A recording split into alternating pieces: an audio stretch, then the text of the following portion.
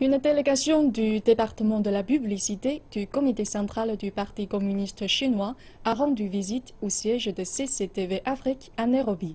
Un atelier a été mis en place entre la délégation et les chefs des 4 grandes antennes de médias chinois à Nairobi pour discuter de la façon d'améliorer la couverture médiatique de l'Afrique.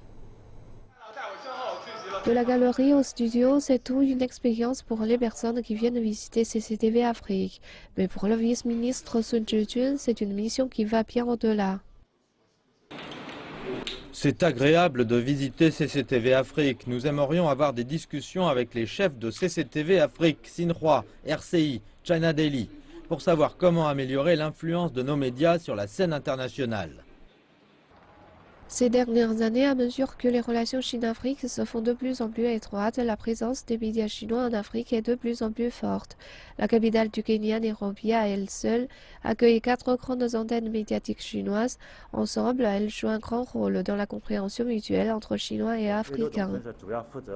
La tâche de notre quartier général à Nairobi est de couvrir l'actualité dans la région subsaharienne et raconter à notre auditoire ce qui s'y passe pour les Chinois en particulier. Nous fournissons différents types de couvertures, des articles, des vidéos et des photos. Depuis que CCTV Afrique a été lancé il y a plus de 4 ans, notre influence s'est fait ressentir à travers le continent. En tant qu'unique média international à émettre depuis l'Afrique, notre couverture du continent est très complète. Selon Jiang Aimin, chef de Radio Chine Internationale, la radio demeure un média populaire en Afrique. Il dit que la localisation des médias est la clé d'un auditoire toujours plus large. La plus grande expérience que nous ayons acquise est la localisation de nos opérations, ce qui est très important. Nos employés locaux contribuent beaucoup à la couverture de l'actualité.